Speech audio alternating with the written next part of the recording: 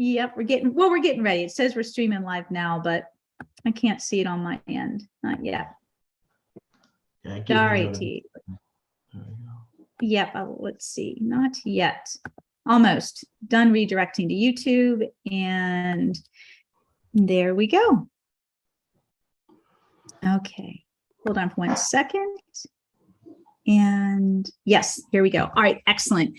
Okay, well, welcome back, everybody, to Everything Horses and More podcast. You know who I am, your host, Caroline Best of the Tao of Horsemanship. You know who my lovely co-host is, Lydia Primavera. And today, hi, Lydia. And you know, Lydia's here for comments and questions. And today we have a special guest. And not only is he special for many reasons, it's a man. We never have men on our podcast. Welcome, Jonas Feeley. I love it. Welcome. Thank you for being here. This has been a long time coming. We've talked about doing a podcast for a while now, like the last 2 years, probably. Yeah, it's good to see it come to fruition finally. Thank you for having me and let me be a part of it. Thank you. Thank you for joining. So today's topic is how I got to the Tao and the method. And I'm going to do a brief introduction for all of you who are not familiar with our podcast announcements and promotion. I'm pretty much going to read what I send out. So I'm super excited to have our next guest, Jonas Feeley. We rarely have men on our podcast, and believe me, this is not intentional. So having Jonas as our guest speaker is super exciting and special. So welcome, Jonas. Mwah. And your wife, you're both students. I love it. And friends. Yep. Okay. So Jonas is a student and friend of mine, which makes him a student of the Tao, my Tao of Horsemanship. He became a student with his wife, Emily, many years ago, and together they've achieved a life most of us would dream of. And we'll talk a little bit about your journey and where you guys are today, which is pretty powerful on a very personal level. It's very powerful. Yeah. So I'm pretty much, that's it for my introduction, my dear. I'd like you to, tell everybody, a little background, like, a little bit about your personal life and how you got to where we are today. Yeah, definitely. Yeah. Again, thank you, Caroline. Thank you, Lydia. I'm truly honored to be asked to be a guest today. So thank you very much. And I'm excited to be here. A little background about myself. We can go all the way back. I was born in Kaunas, Lithuania. I was adopted at 5 years old. I grew up primarily out west in California. To a great family, great parents. I have a little brother, and during that time, as I was growing up, I went to a military academy, elementary school, and then in a high school. So I thrived in those environments, those structured and disciplined style environments. And then post-graduation, I decided to join the military. I worked as an intelligence professional in the military and served a couple combat tours downrange to Iraq. Thank you. Thank you. We're honored to have you. Thank you. Yeah. And so through all of that, I met my wife, Emily, and, we were both, military veterans ourselves. And, as we'll get into the podcast more, we'll talk about, how what we've accomplished recently has been years in the making. But, the method, the Tao, how did I get here? How did I get here today? It was by a stroke of my wife going, hey, I think I want to get back into horses. And I'm, 7 years in marriage in, and I'm like, wait, what? So it was one of those. And so she. But back up for a second. Hold on. You didn't grow up with horses, but you took lessons, and you have an affinity for horses in all animals. I grew up in the part of California. I grew up in the San Ynez Valley. It's a very it's the Central Coast area of California, right outside of Santa Barbara. And in the valley, there's a very big equestrian cattle, California cattle, and things like that. So there's, the opportunity was there to take, trail rides on a quarter horse and and, do that thing. Unbeknownst to me, neck reining a horse and things like that, unbeknownst to me, what I know today versus what I knew as a kid. I just loved it. I ate it up. I enjoyed that experience. And so when my wife came to me 6 years ago and was like, "Hey, I want to get back into horses," I'm like, "Wait, what?" Which of course I supported. And through that process, we were introduced to Caroline and your method and what you've developed and created, your life's work. And we've pretty much jumped in both feet and have loved every moment of it. So, and we're just continuing I to throw remember. ourselves in it. So, Gosh, it has. It's been like, I don't know, you guys, maybe 6 years when Emily came to the ranch where I was renting before and did her assessment. And of course, one of her best friends, because Emily and Renee are from Maine, right? yeah, That's pretty yeah, cool. And you're from California. And then you guys met in the military overseas and got we met married. in Germany. Yeah, we met in Germany. Got married in Denmark. It's you're gonna write a movie script, I guess. You could. Yeah, you guys have had a really cool, interesting life in your young years, because I think you guys are in your mid 30s. Yeah. Yeah. You guys have you've done a lot, and you continue to add to that, which is so beautiful. But yeah, Emily met me through her dear friend Renee, who also was from Maine, went out west, and then found me and came East Coast again. And then it was serendipitous. And then you were brought on board. How many years after Emily got Adone, your first horse, did you find your horse, Amora? Was it 2 years? How long was that? Yeah, it was about 2 years. She got Adone, with Renee, and really Renee introduced us to you, and Emily had her first immersion with you, or her assessment, and then from there, she's like, "I'm gonna get a horse one day. This is what I've been looking for." And she jokes about it and says, "Oh no," but and I supported it. I supported it 100%. I think it's for and you are so me, supportive. You're amazing. And for me, initially I was like, I think the key to it is you have to be open to learn and grow, right? So at that moment, I was kind of like, okay, I'll test the waters and see. But I saw the work that Renee was doing with Abril, who became our step horse. That's because we're very logical, obviously analytical, logical. We think things through and we go slow, which is really good in this method. It really forces us to even slow down even more in the method. So for us, I think it works that way. But so the economics of owning a horse, and what is the financials, and what is the this or that. So we so we're going to return. Hold on, we're going to return to that too, because you have two journeys, both you and Emily together. You have your own individual journey, but you have this journey of growth as a couple in attaining your dreams. And then you have this growth in the horsemanship, in the method. And they go parallel. So talk about that, because when you guys got back into horses, like you are talking, you were sharing Emily's best friend's horse, taking, first let's just learn more about the Tao horsemanship method, the work, and get your feet wet. And it's expensive. And so you already had a beautiful house on the water down in the Tampa area. And yet you weren't quite ready to afford, the payment of boarding a horse, buying a horse, boarding a horse. So you were leasing Renee's horse, sharing her horse. Talk a little bit about the parallels of being in Riverview, Florida, where I once was with my horses when I first moved here, and that journey of where you are today. I mean, it's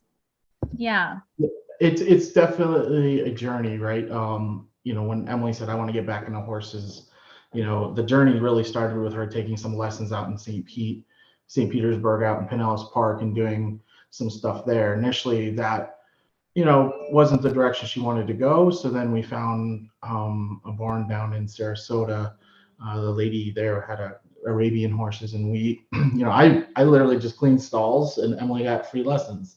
So, the grunt and the labor work, right? Yes. And we both did too, though. I'm gonna say Emily was in there hustling with me too, and we did that for a while, and Emily got her, literally her legs back, her riding legs back, and was like, I know more than I remember things from my childhood when I used to ride. So that's where it really started. Then, of course, Renee comes into the picture. You've come into the picture, and that realization of this method and what you've developed was when Emily was like, okay, this is why, and this is what I want to do when I own my own horse. So I think that solidified it. Okay, we're going to get a horse eventually. On a soul level. That happened with the assessment when she had that with Lovey and me. Yeah. And that's when she's like, I want a thoroughbred, I want a horse like Lovey that can give back and feed my soul and take the learning, the horsemanship into a more holistic journey. Yeah. And so, Renee, Abril, we split costs there. And during that time in review in Glenn and Debbie's place, we did find a Danye. I was growing with my understanding of, I was more of an observer, proper leading, safe, all the ground manner stuff, that I was learning. And Abril was a great teacher. I mean, kudos to Renee's the work horse. Did, and you guys did. That horse, she was going through her own rehabilitation journey as well, but she was a big sweetheart, and seeing the work firsthand and seeing she'd come a long way. She had come a long way with Renee, and through the work in her rehabilitation was amazing. The level of self-regulation where Renee felt safe enough to get on, and Emily and the horse felt safe enough to give you permission to get on. What was let me ask you this question as an observer at that time, because you didn't have your horse. So you're observing, and, I've been a part of that journey. So I remember things too, coming from both of you. What were you seeing changing in your wife, Emily? And what was changing in you, in your relationship with your wife, on a personal level? Yeah, I think it's forced us to, we were hard charging career, push. We're very driven people. And sometimes we get out of scope, we get out of sync. And I think we were a little bit, living, out of sync for a minute. And so from a personal level, I think it forced us to both slow down, be present, be aware, be open to listening and communicating in your marriage. And that's what I'm saying, in the marriage. And even just it forces you to, it didn't force, it just made you learned through this method to these skills and these tools to say, okay, hey, let me step back for a second. Okay, let me listen. Let me be present. Let me be aware. Not just, I got it. Okay, move along. Whatever. I got this to go do. What, you know what I mean? It was kind of a kick in the pants in the right direction for us. And it's about the needs, the emotional needs of humans and horses. That's where you're stepping back and listening to what each of the participants in these relationships. We're all sentient beings. We're all mammals, horses, humans. What do we all need during this learning journey? So the learning journey is, here's these specific skill sets and techniques and exercises that I've designed to produce the opportunity, to create the opportunity for all of these holistic learning opportunities for all of you. And what, I've been there witnessing this growth in the last 6 years. And so, I don't mean to step in and take away from what you want to say, but it's been amazing to be your personal coach too, for you and your wife, and see you guys blossom, and not just blossom in your marriage, but blossom in your own autonomy of who you both are, what you both need and want. And just like you said, like me too, before I got back into horses, laser focused, driven, ambitious, let's get her done, and let's be really successful, however that shows up and whatever it means to us. But when you get into this world with the horses and everything's like, whoa, it's so 3, 4, 5 dimensional, it's like, wait a minute.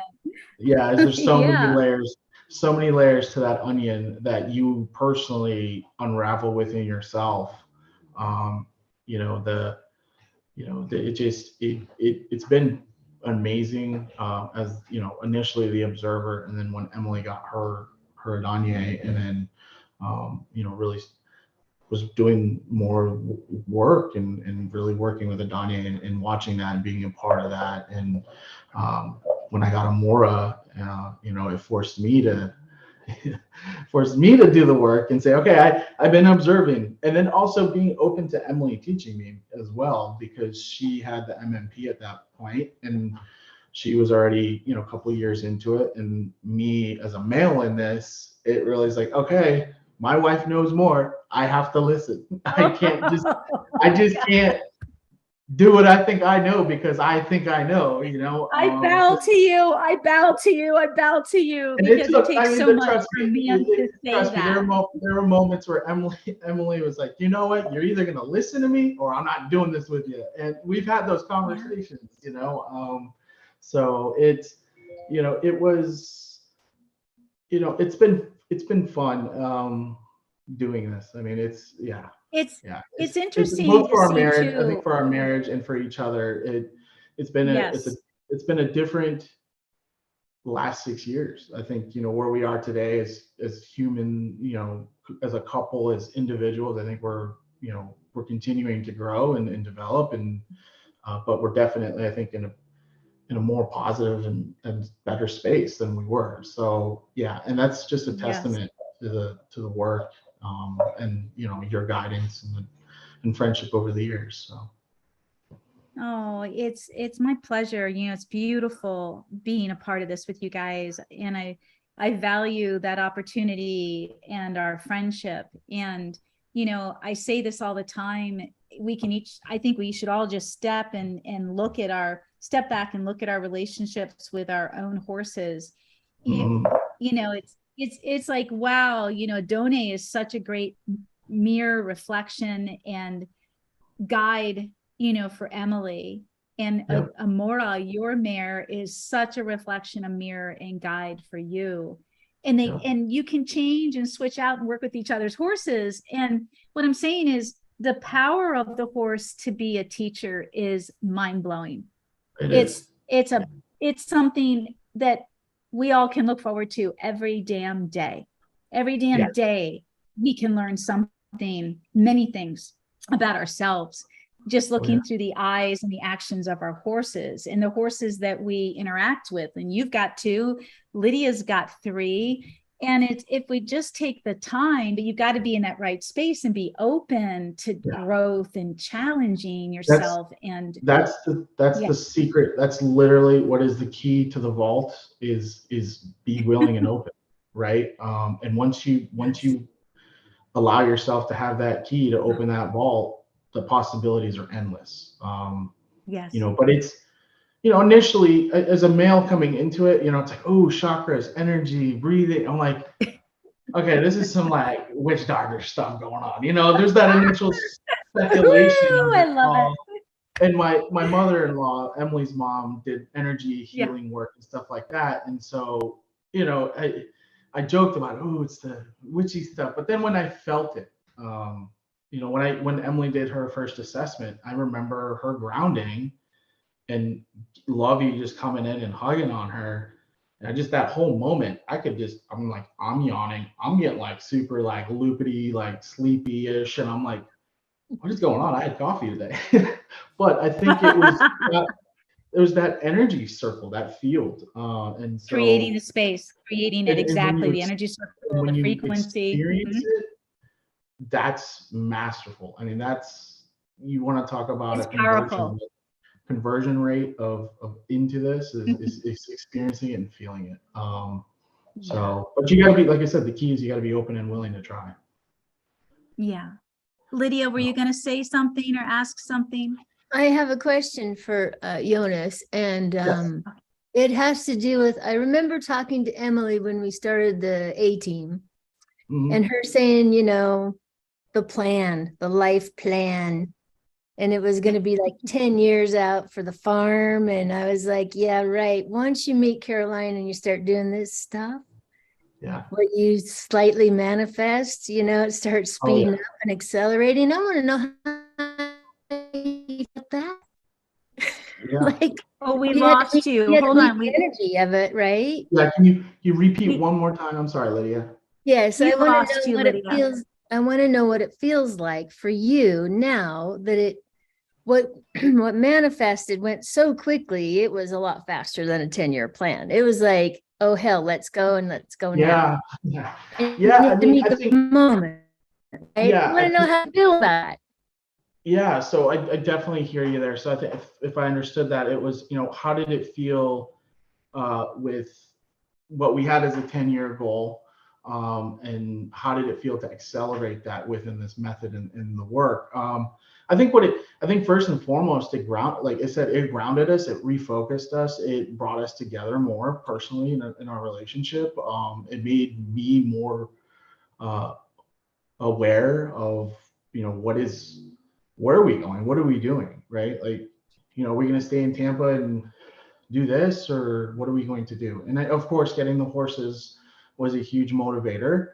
So that was step one, was getting the horses. And then, you know, step two was, you know, just getting ourselves to a spot where are we ready to pull the trigger? And by saying pull the trigger, you know, we had great equity in our home in South Florida, or down in South Tampa area. So from a financial perspective, we were in very good shape there, because we bought at the downturn of the last recession, and, you know, bought in an area that I knew was going to grow. I learned that from my father. You know, buy in a path of urbanization. Don't buy into urbanization, because you're gonna pay a premium for it unless you need it for schools and things like that. Back in DC. Yeah. And so I bought in the path of future growth and urbanization. And then in the last couple of years, COVID, as crazy as that was for the world, it also opened up major opportunities for people in what I do. I work in information technology, and Fortune 500 and 200 companies said, hey, you know, why do we have this massive overhead?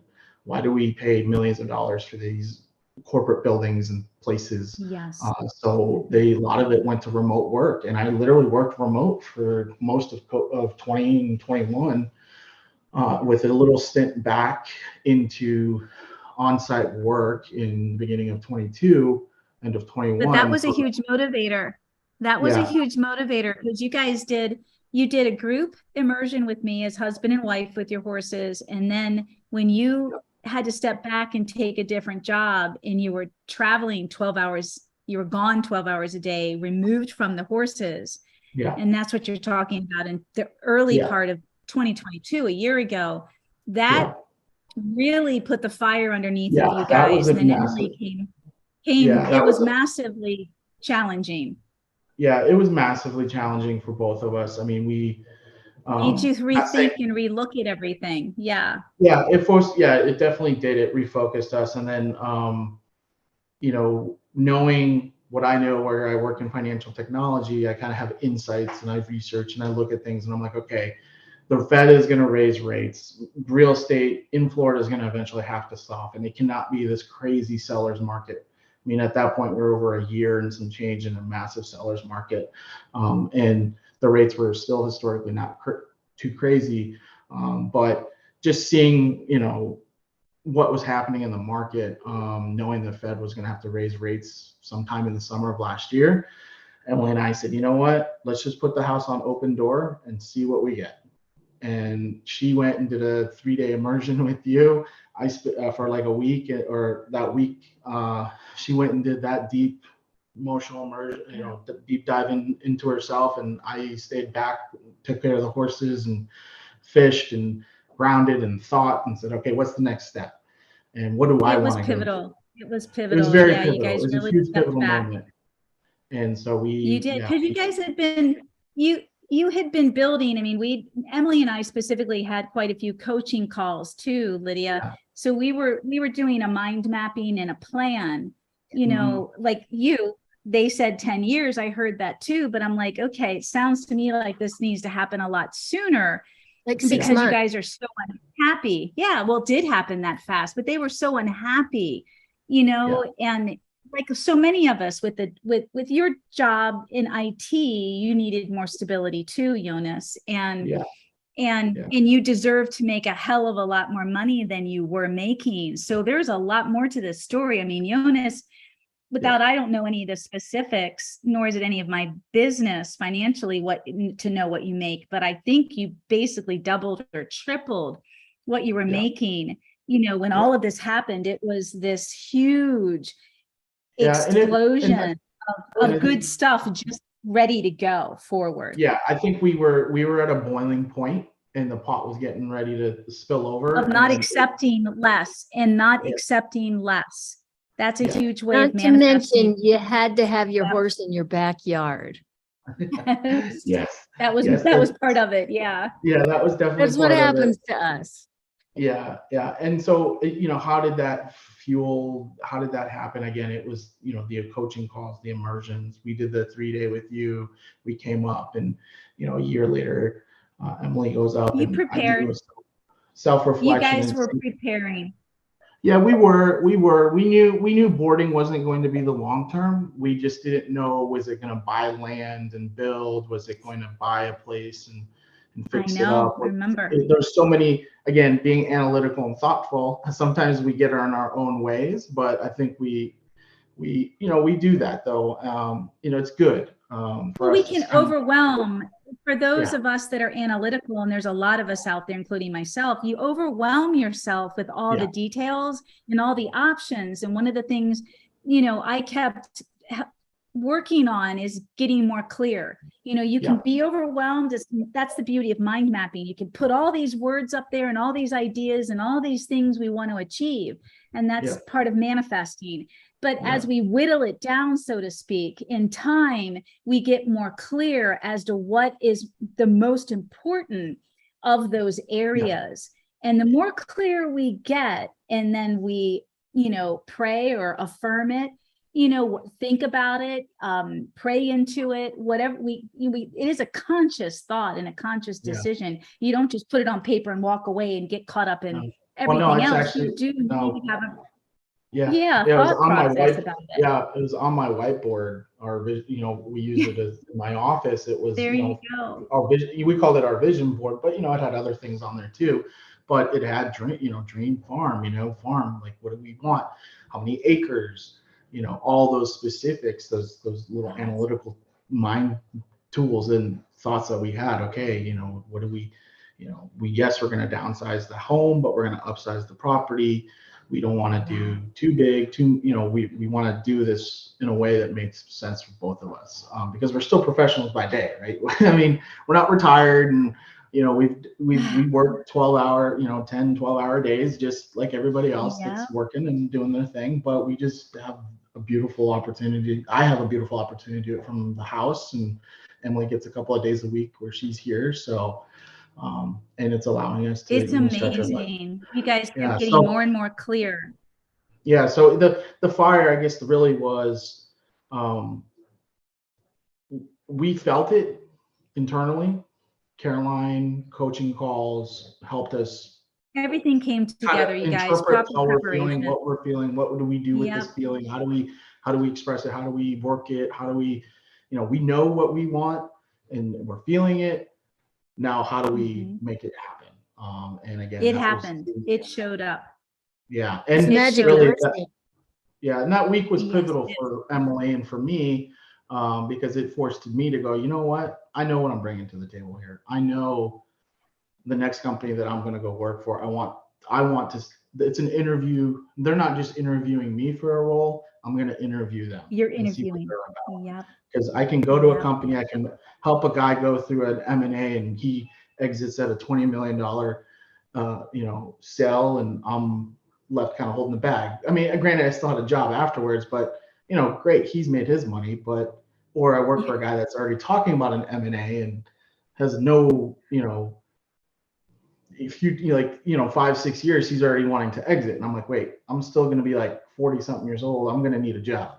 So I don't want to be in that boat either, but I enjoyed finance and tech, and I found a great company I work for now that they actually reached out to me on LinkedIn. So you want to talk about fruition, and just, I'm sitting there that week and I get hey, looked at your background. I think you'd be a great fit. Do you want to interview? And 6 interviews later, and got the crazy offer and opportunity, loving every moment of it. And everything else just kind of fell in. And we lived in a hotel for like 70 days with the dog. So that was fun. That's right.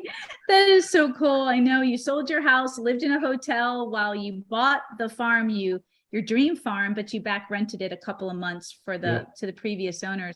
Yeah, I mean, prior preparation, it's starting with that vision or that dream, no matter how scared we all are. And it's scary. It's scary to take the faith and trust a process that you have no idea if it's you want it so bad, you have no idea if it's going to work out. But it is, for me, being a manifester and coaching people like you guys in manifesting, it is a process. And Lydia, you know it too. It always comes true, you guys. You always get what you want. You always do. Yeah. You always not to mention, you guys too, just for audience, you have built plenty of course, including a health and wellness care course for horses that we've got everything we need. We have the support we need to follow through with all of it. Yeah. Even training a baby horse, Yeah. Oh yeah. Yeah. No, I think again, it's that willingness to be open, that willingness to grow, that willingness to push yourself outside of boundaries and boxes and your comfort, and embrace the discomfort of it sometimes, because it's not going to be comfortable to grow. Like, growing is hard. So you have to be able to embrace that and be willing to go through that to get to where you want to go. And it's hard work, and it was scary. Trust me, Carolina, it was scary when I'm like, I've got this house and I've got great equity and blah, blah, blah. And the mortgage payment isn't too bad. And now I'm like, oh boy, are we doing this? And just breathe. And well, that, and remember, I'm pretty smart with money. So I was adamant that you guys kept as much as you could in the bank. I'm you better not make this move to buy this beautiful piece of property that is worth a fortune, you guys. I mean, the biggest point is going from owning a $200 and some $1,000 home that doubled by the time you sold, and buying something that doubled that, almost $1 million is what you ended up purchasing, and being able to keep so much of your equity in the bank while purchasing this house and purchasing equipment and things that were necessary. So we have to be smart about this, and this was a big move, and it needed to be talked about and thought about logically, rationally, financially. And don't forget that you both are VAs, if I'm correct. So you have that leverage that most of us don't, meaning you don't have to put 10, 20% down on a home. No. If I'm correct, you did not have to put any money down. No, we didn't have to put a down payment. What we did is we did buy points into the Kurt probably knows about it. You know that too, but bought points. Yes, my husband's the financial guru. So basically we bought points to bring our percentage, our APR for the 30-year fixed rate down to a point where we know, it just, we put the money there for what would have been down on as a down payment. We put some of that money on points. It wasn't 20% value of the home, but it just brought our APR down. So we're looking at the big picture. Yeah, I mean, we're not, I'm not some Looney Tune that says, just dream about it, and when you think it's there or it's in front of you, just take it. No, these are calculated steps. They're well thought out, and we're looking at the big vision board, which includes the mind mapping of all the areas that need to fall into place. You can't. I've made mistakes, and you need to have everything fall into place. because it's kind of like a puzzle piece or the foundation of a house where one beam is weak or one cylinder or one block is not in place. Everything is going to crumble in time. But if you have all these pieces solid in place, like we're talking about the financial, don't just do this and be left with nothing in the bank. And then someone loses their job, right? Or there's an illness or an accident. You gotta be smart about it. An earthquake, God forbid. Not here. God bless those people. We might have floods. Hurricanes, but that's about it. Yeah, hurricanes we get. We still need a good foundation for hurricane. Yeah, we do have a good foundation for that. Oh my gosh, we have to here. What do you think? Let me ask you this, coming from the male perspective and being the military background and a VA and the mindset, because I come from a family of military, and I don't know, my brothers think like us, they think like you. So they're men, like my husband, they're men, but they're also, open thinkers and analytical, have their spirituality.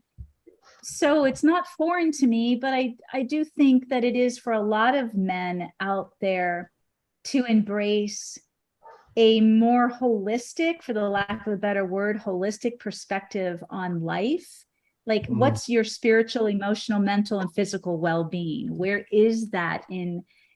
I know where it is for you, but for most men, do they think about that? Like, where maybe you haven't thought about it, but you're immersed in this work of mine with your wife. So I think there was definitely, being a wartime vet and going to war and seeing war. When somebody says, what was war like, or what is a war like, I give them this one line. I say, you see the best and worst in humanity at the same moment.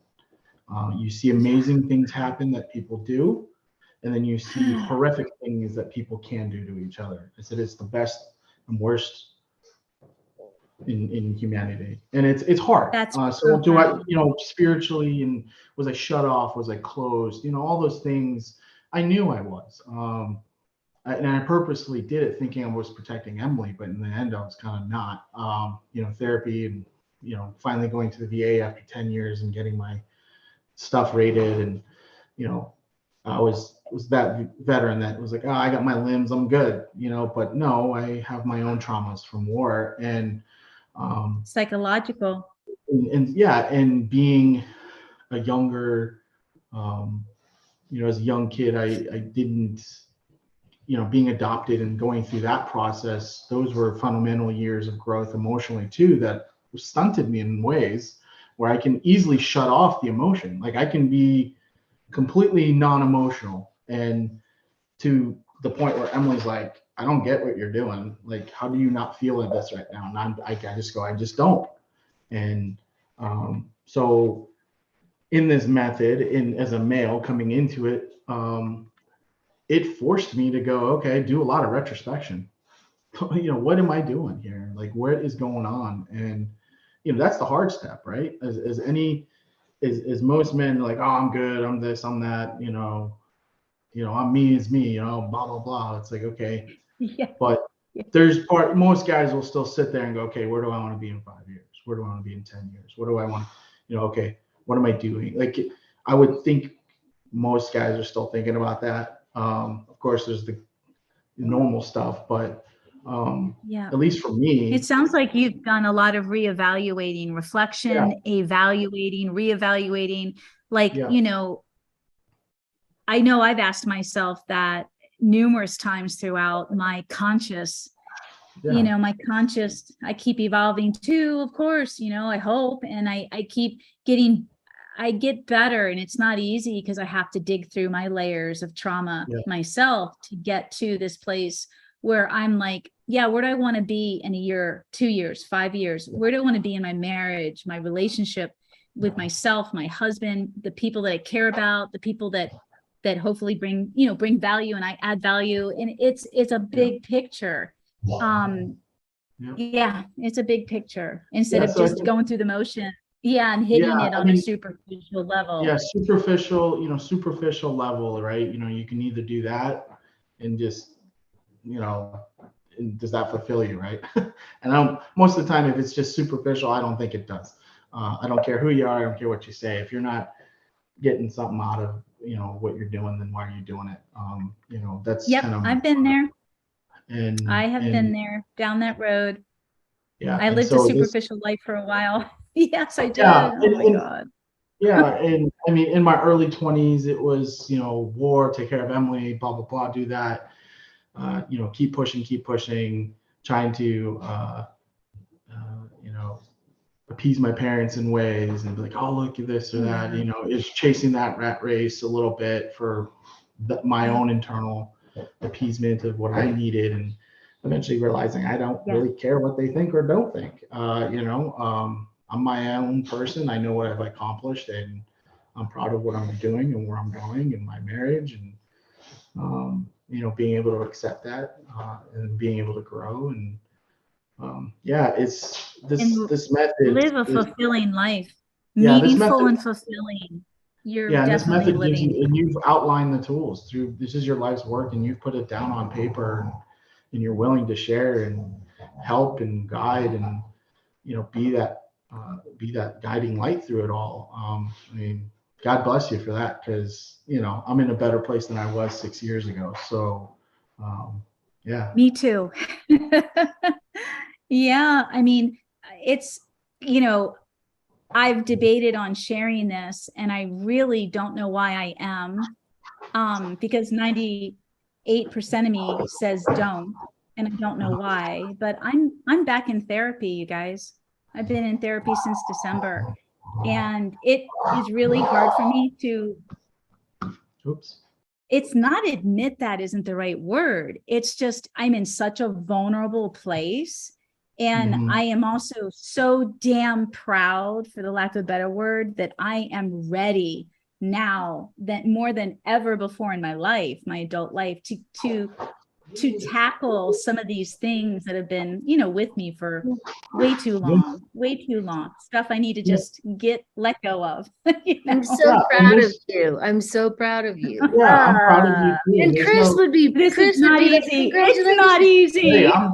I'm so proud of you, Caroline. I'm still in my therapy for my stuff, and the method. I'm in The therapy for method my is just, stuff. Everybody needs therapy. Come on.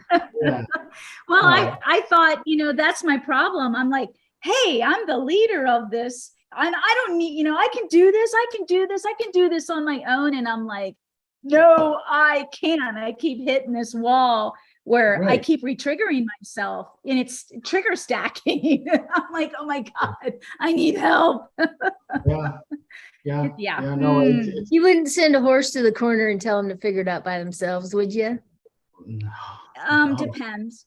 You know me, figure it out's one of my favorite sayings. I Figure it know, out. Go but there's a time when you got to help that horse. Yes. Yeah. Oh yeah. No, but getting through the ego, your own ego Yeah. of, no, I can do this, and I'm supposed to do this because I do this for a living for other people and horses. What do you mean I need therapy? And I'm like, you need therapy, Caroline, because you're depressed. I was depressed. I've been fighting depression, and I didn't even realize it menopause doesn't help. Y'all know that I've been going through hell for the last 4 years. And I finally went on hormone therapy, real quick, not to take up your time, Jonas, but I started the process last summer with hormone therapy, which helped tremendously, you guys, with menopause. I cannot say enough. But the emotional stuff, I still was finding anxiety and depression. So I'm like, wait a minute, this is going to take me out. This is tough. Yeah. Yeah. No, and It's that's tough to be depressed. you recognize that about yourself, and you're now doing something about it. Yes. And Yep. you're making You this, too. and you're sharing it, which is huge. Which, you know what, you doing that is probably empowering somebody else that may be going through something. Well, thank you. Rahanzia came over, and y'all have listened to Rahanzia. She's a dear friend and a student as well, on some of my podcasts, and one hell of an energy worker and healer. She came over Monday to do a session with me, and we recorded the entire with Lovey. So we have one 45-minute video on her YouTube channel. I can't get them off my phone. I need to talk to you, techie Jonas, later. Okay. I can't get those damn videos off my phone, but onto my desktop so I can upload them. So she has one amazing session with Lovey, and then she worked on me, you guys, for 45 minutes. And so I'm opening that up to everyone. So talk about being vulnerable. Holy shit. Yeah. Anyway. But that's gonna help you. That's gonna help you heal and grow too. All of it. Oh yeah. Yeah. So I think yes. Kudos to you for doing it. Kudos. So tell us a little bit, my dear, before we wrap this up, because I know you are really busy and barely I blocked off some time. I blocked off time because I figured we'd go over a little bit, so I'm good. Okay. All right. Well, like, what's it feel like now you have this beautiful dream farm and life? Tell us a little bit about because I know you've explained it to me when I've hung out with you guys so freaking beautifully. And we've all been a part of that journey on your Facebook page when you guys moved in last September. You're still pinching yourself. Like, this is so surreal. Like, what's it feel like to be in this space that you and your wife have worked so hard to get and create? Yeah. What's that like for you? I mean, it is, I'm extremely, personally for me, I feel I'm very proud of myself. We stuck to our plan and our vision and executed, I don't want to say almost flawlessly. Of course, there's some hiccups here or there, but pretty much we executed it. It was pretty smooth. Yeah. Yeah. And it was a lot of hard work. And, but being here, and then for Emily, super, I mean, she still is busting her tail, working hard, doing her thing. Sometimes I feel bad because I'm here most of the time and she still has to commute down. And so it's kind of that, she's out of town this week for her work and I'm here on the farm living life, sometimes I feel bad. And hold on a second, my dogs are being crazy.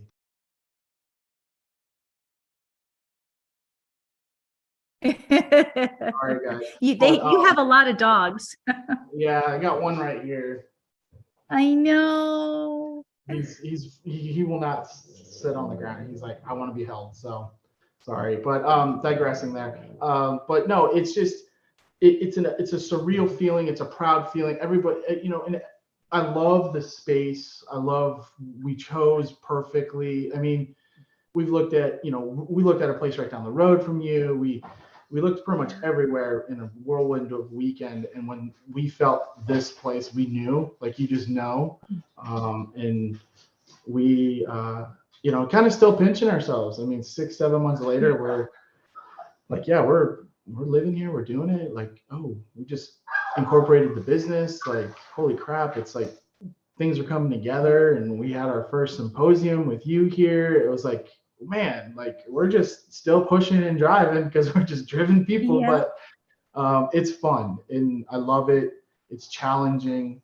It's a 180 for what I do professionally for work. So, when my mom's birthday was a couple of days ago, and she asked me, it's like, so is it hard for you to work and then go do this? And I said, well, you got to think of it's a different work. I mean, it's with your hands. I'm shoveling horse poop, or I'm manure spreading, or I'm working on the tractor in the arena, or I'm cutting the yard, or working with the horses. It's a complete 180 mind. Or swimming in your pool, watching the sunset, having a good cold brewski, listening to some jams in your barn, and being out with your horses, with your wife. I mean, it's just, to have that balance is important, whatever that is for anyone. Trying to find balance is important. We've had that, like, football season last, George, Emily's dad would come, and we'd be in the floaties having a cigar and watching a football game. I said, and the horses are behind us and you can hear them. And, it's just like, wait, is this my life right now? Like, is this seriously my life? Because this is pretty congratulations. Cool. Yeah, congratulations. That's beautiful. Yeah. And, in being able to share it and be a place for people within the method and the Tao and even a place for people to come experience it. I think I said that's a key catalyst. I mean, you want to talk about conversion into this, is people experiencing it and having that opportunity. And so like doing the symposiums and things like that, exposing people to the method, I think is key. It's life-changing. It's just life-changing. Yeah. I mean, Lydia, we're all part of it. And some of the girls that are listening into the podcast, we've got Mette all the way over in, is it Germany or Denmark? And we've got Becky down in Land Lakes, Florida. You're all students. Amy's a student way out there. Where are you, Amy? She's like in Montana, Wyoming. She's in Utah. Utah. Oh, okay. Utah. Oh, damn, cool. Yeah, I mean, it's life-changing. Mm-hmm. Yeah, it is. And the work, when having Amora, right? So go back into the horses here for a second, but Amora's forced me to be more clear, right, and more intentional too, and teaching her, and and your feminine side, and your wife's feminine side. I mean, I know what the mares do for me. They bring out that female power, that feminine power, that when you're driven as a woman, and especially if you grew up in a military family like I did, and it's like I had to scream to get heard, so that male energy was so much stronger than my female energy until I allowed Sundance to be my spirit guide and teach me about that female energy, that beautiful love in leadership that I talk so much about. It's not always leadership, or it's not always love. It's like, how do we blend the two so they're working together all the time? Love and leadership are working together all the time. Oh yeah. And she, she's pushed. I mean, I'm a big cuddle bug, right? So I'm a big softie, and I'm, to the point where, we did the when we brought Amora up for one of the immersions, and you're like, you did a great job. Because when we got Amora, she was 4 years old. Yeah, 4.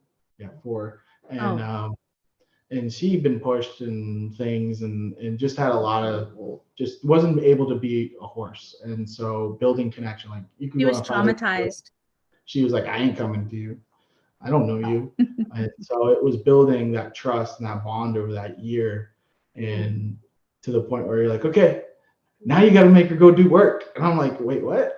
Oh, like, I just want her to be my pasture buddy.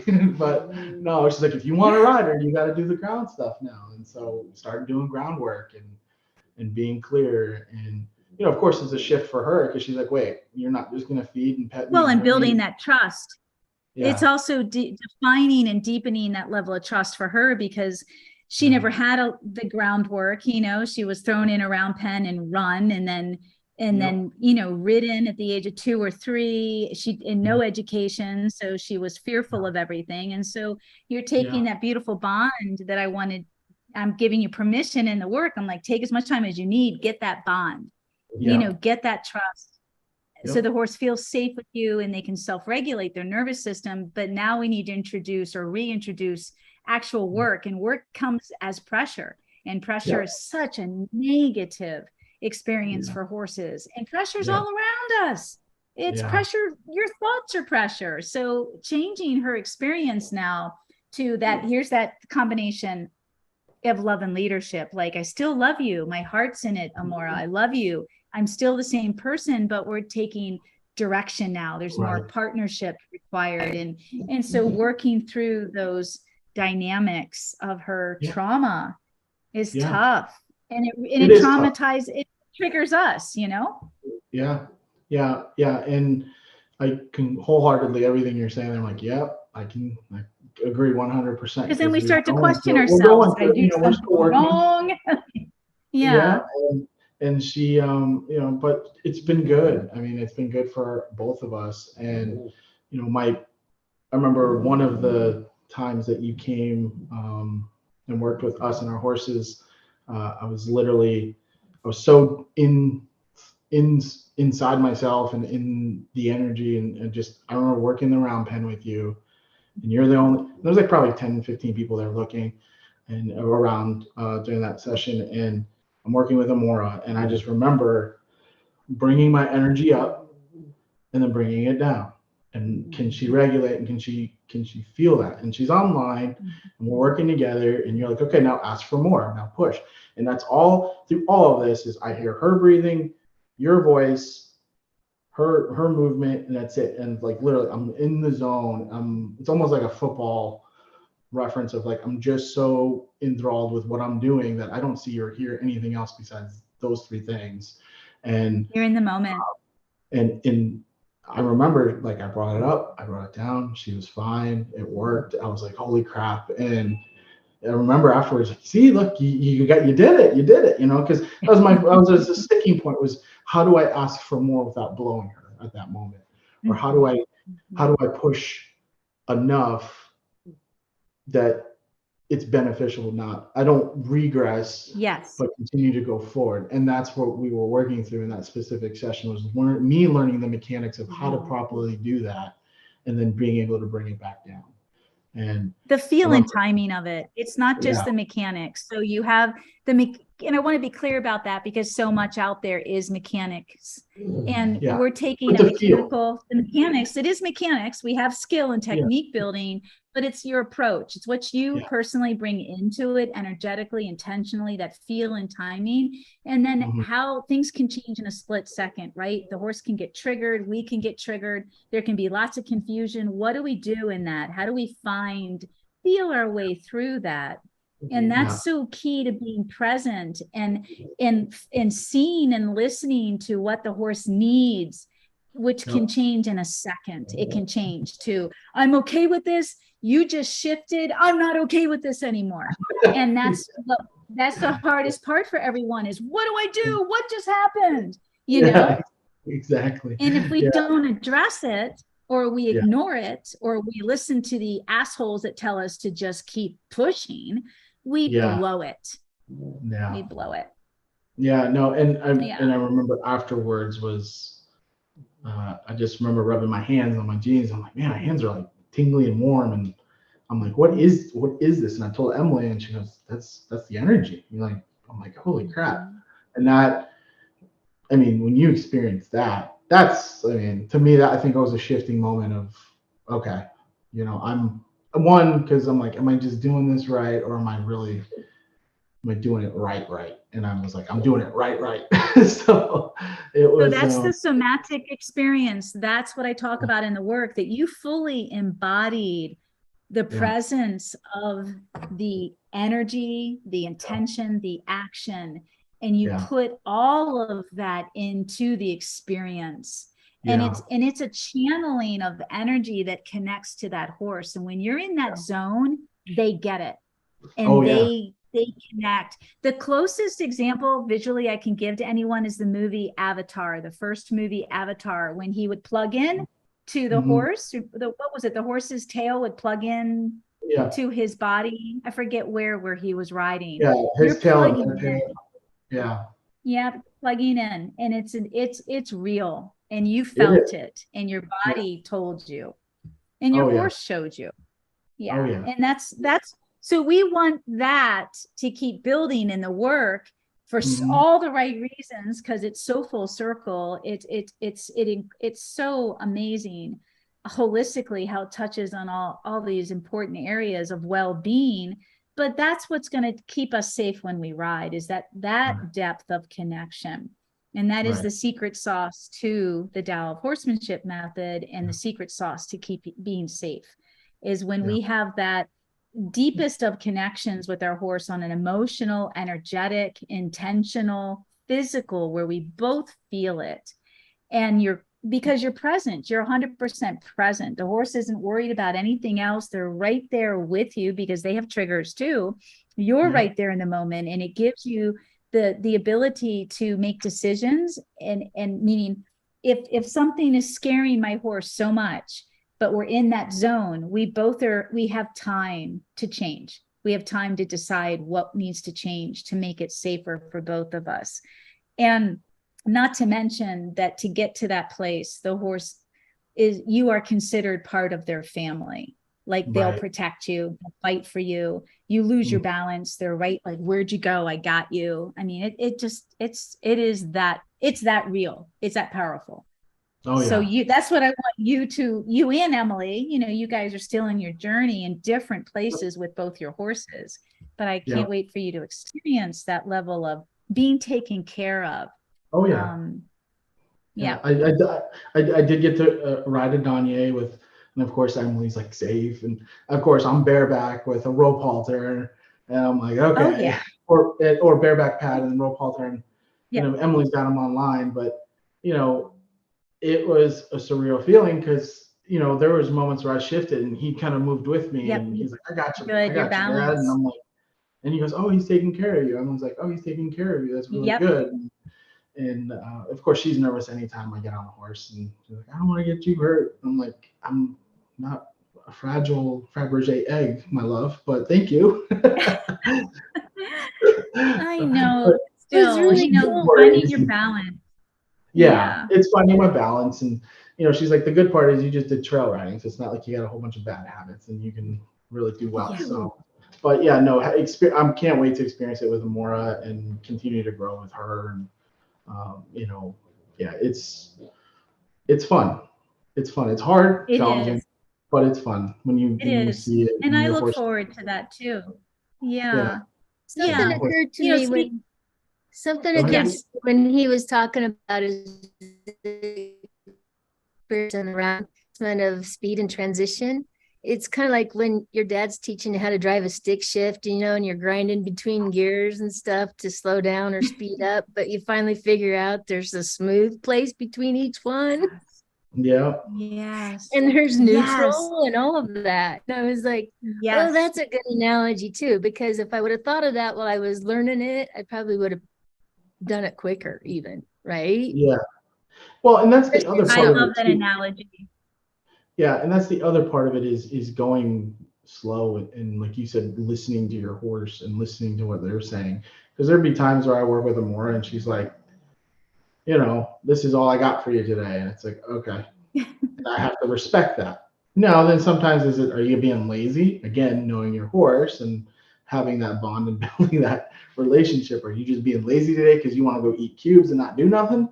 Or are you, this is all you got for me today? And sometimes you just have to be okay with that too. And you should, because you guys are still learning. It's not like you're a professional at my level where you can more easily, accurately assess the situation. And that I can't say enough. Thank you for listening to that and respecting that and going, that's beautiful. Yeah. Yeah. Well, and you have to be, I think the tools, the curriculum, everything you've put together, starting from the spiritual side of it, then to the work and the groundwork and everything, like you've built this foundation in this Bible of work here.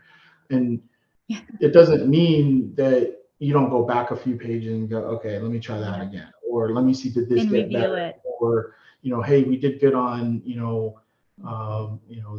your trot, but can we improve upon it? Or, just this certain things, you just go back and reassess yourself. It's a constant back and forth. It's not a linear one direction go. It's very fluid where you have to go back in certain cases to reassess yourself and say, okay, hey, dude, are we doing good here? Or calling Caroline going, hey, I think I'm doing okay. You want to come down for a trip to the farm to check us out and do a 1 day or 2 day, class with us and get you down here. But, it's fun. You got to enjoy it. And if, everybody wants the quick, easy, I just want to be able to throw a saddle and go ride. Okay, then you're not really going to ride. This is not for you. Yeah, this is not for you. Well, you're just going to force a horse to do something maybe it doesn't even want to do. Yeah. but you don't. Well, yeah, I mean, eventually we'll get to that place where we can just get on bareback and our halter. That's what the whole program is leading you to. But yeah, but I want it done right by the horse. I want the horse's right. permission, and I want their consent and permission. Or Yeah. even, yeah, like with Emily, where she's at with the Danye, it's raining out and she's bareback, rope halter, no sandals on, bare feet, jumping on her horse, riding around in the, I love it. that's I always go back to that. Like, there's true connection there, because it's pouring buckets and Emily's on top of her horse and he's just moping around doing his thing with her, and they're just having a ball, and he's doing his little floppy ear dance, and he's just having fun. And it was just it's a beautiful thing to observe and see and be a part of. So yeah. Well, thank you. Yeah, it is beautiful. Well, I'm gonna have to wrap this up because I do have a busy day. Okay. Yeah, life is not my own since my mother has moved here. So she no, she just had surgery yesterday. So I was texting Emily about it. Yeah, she was admitted to the ER again for falling for the first time, and now once your parent falls, it's over, you guys. So we got to rethink some things around here. But my life is not my own with all the calls and people. I just I got to go. I hate to cut this short. Well, it's really hard. Yeah, well, just know that we're here if you need anything, and you need us to bring dinner one night because you guys are just exhausted. Let us know. We'll come. Oh, we're so exhausted. Welcome to our Valentines. I said to my brothers, they were bragging about, they and their wives, my sister-in-laws, this, and I'm like, well, we're in the hospital. We're gonna run out and get a bite to eat, and this is our Valentines. I'm like, yeah, and then you go back to. That's what they call true love. That's true love. Yeah, but then you go back to your brothers. Well, this is. I'm cashing in my chips now. It's my turn. No, we've already had that conversation. They're like, it's your turn now, and I'm like, Kurt and I are like, but she's in such but she's so much worse than when she was with you. Yeah, but this is the third holiday this year. She was in the hospital before Christmas because she came to me in December. Then she's in rehab over New Year's, and now this. So I'm like. God love her, right? Well, say your prayers for her. I will. Thank you. Thank you. Yeah, if you guys need anything, thank you. See you. Thank you, you guys. Thanks, everybody. I don't have anything else. We have a